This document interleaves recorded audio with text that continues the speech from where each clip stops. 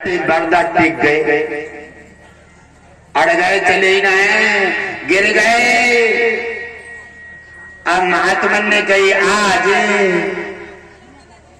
क्या होना है, अब तो सब लोग से लुट गए और अब तो कोई साधन भी नहीं है। तो महात्मा भजन गाने लगे। क्या गाया? रेत गाड़ी अड़े आज बेपता पड़े, रेत गाड़ी अड़े आज बेपता पड़े, बंसी बारे सामलिया शरण हम तुम्हारे। रेत गाड़ी अड़े आज बेपता पड़े, आज ऐसे दिखता है मेरे पर, मैं किसके घर जाऊं और तेरे अलावा कोई मेरे आंसू पहुंचने वाला नहीं है। और तेने मेरे सारे साधन अपनाए हैं और मैंने तेरी चौखट पे अपना माथा टेक दिया है और तेरे अलावा मेरी कोई मुराद नहीं है कि मैं किसी से कोई मन्नत मांगू। और तुझे आना है तो बचाना है तो बचा ले, वरना जो मेरा होगा वो तेरा होगा, जो मेरा होगा वो तेरा होगा, क्योंकि मेरी तो लाज तू है। रेत गाड़ी अड़े आज बेपता पड़े, बंसी बाले सामलिया शरण हम तुम्हारे।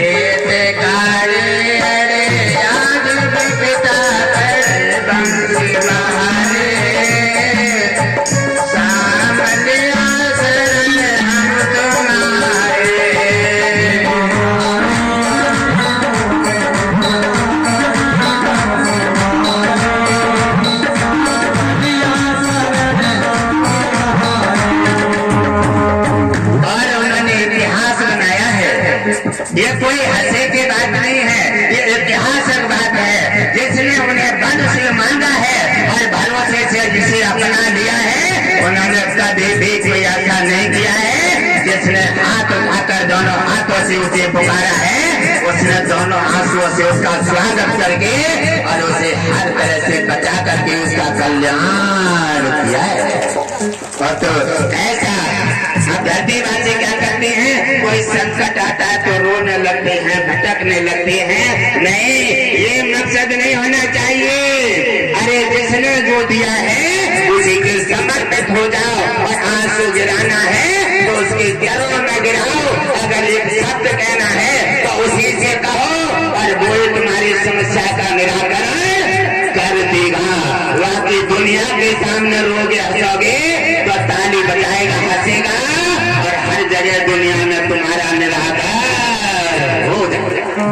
इसलिए अगर आंसू गिराना है और दो शब्द कहना है तो उसी भगवान विष्णु के चरणों में कह दो। अरे वो तो दुनिया का इतिहास पलट देता है। और देखो नरसी का क्या इतिहास पलटा है। अब जैसे बिल्ला कर रहे हैं और भगवान मुरली मनोहर के पास आवाज कौन जाता है। भगवान ने सच कहा है कि मेरे भक्त की लड़िया फंस गई है और बरदा बूढ़ी है। अब कोई आता है और हंसते निकल जाता है, कहता है खूब खवा लो महात्मा को, अब तुम आओ भगवान सामने ना दे रोए। अब कहाँ गए तुम्हारी भजन कीर्तन मंडली? अब देखो ऐसे करके हंसते निकल जाते हैं। कोई कुछ कह रहा है, कोई कुछ कह रहा है, और लेकिन उन्हें कोई लेना देना नहीं है, अपने भजन में लीन है। और तुमने सबकी लाज बचाई है। हे द्वारकाधीश, मेरी भी लाज बचाओ।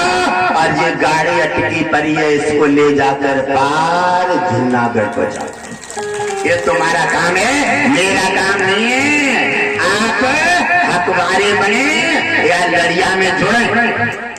आप हैं दिलावर, आप हैं मल्लाह, आप हैं संसार चलाने वाले पिता।